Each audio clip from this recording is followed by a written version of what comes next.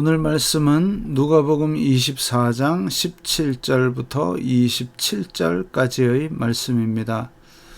예수님께서 이르시되 너희가 길 가면서 서로 주고받고 하는 이야기가 무엇이냐 하시니 두 사람이 슬픈 빛을 띠고 머물러 서더라.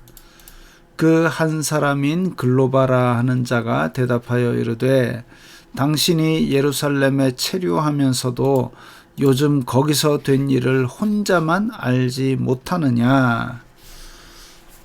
이제 예루살렘을 떠들썩하게 만들면서 입성을 하셨고 그리고 그 주간에 바로 죽으셨으니까 그야말로 모른다면 진짜 이상한 일이죠. 이르시되 무슨 일이냐. 이르되 나사렛 예수님의 일이니 그는 하나님과 모든 백성 앞에서 말과 일에 능하신 선지자이거늘. 자, 어떻게 보면 이 글로바라는 제자는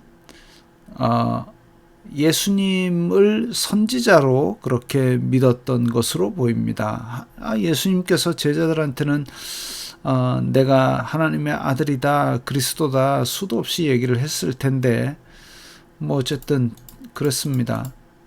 우리 대제사장들과 관리들이 사형 판결에 넘겨주어 십자가에 못 박았느니라. 자, 대제사장들과 관리들, 즉 이 글로바는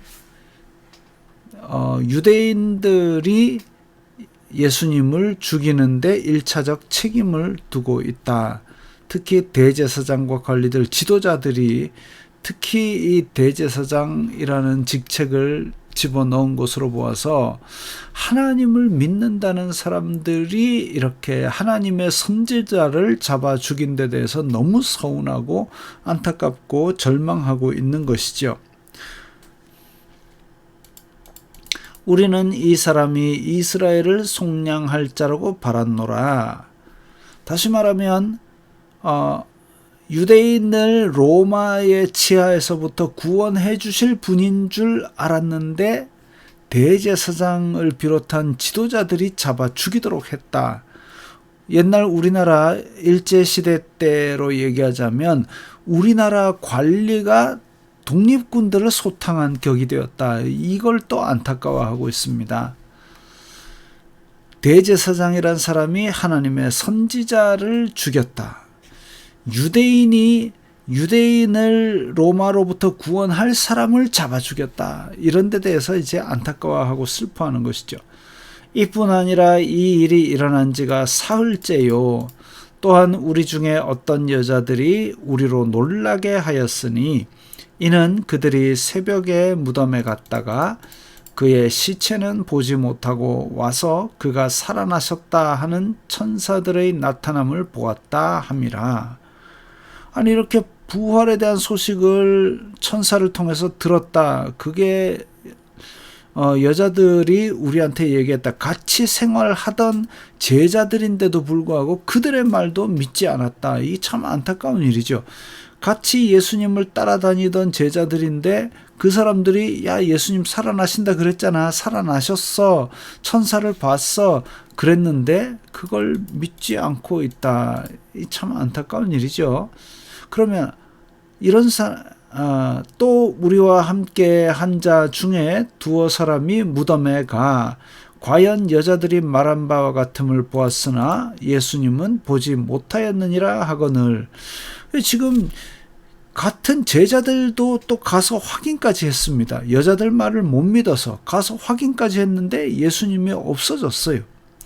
그러면 예전에 말씀하신 대로 해야 되는데 제자들이 욕심을 가지고 예수님을 대하니까 예수님이 죽으실 것을 얘기하는데도 그거는 싫어 하고 받아들이지 않고 어쨌든 자기 욕심으로 예수님이 왕이 되실 것, 막 예루살렘에 입성하실 것, 로마를 무찌를 것 그것만 바라고 있었으니까 죽으시는 데 대한 이야기, 살아나실 것에 대한 이야기 전혀 생각하지 않았던 것이죠.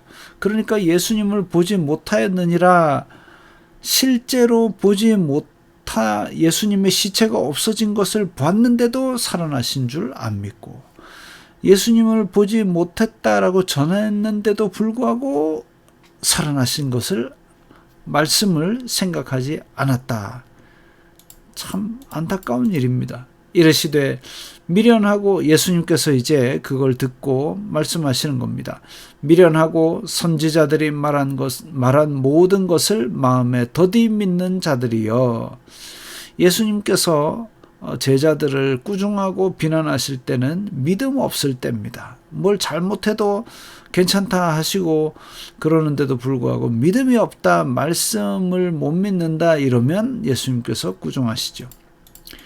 그리스도가 이런 고난을 받고 자기의 영광에 들어가야 할 것이 아니냐 하시고 이에 모세와 모든 선지자의 글로 시작하여 모든 성경에 쓴 바 자기에 관한 것을 자세히 설명하시니라.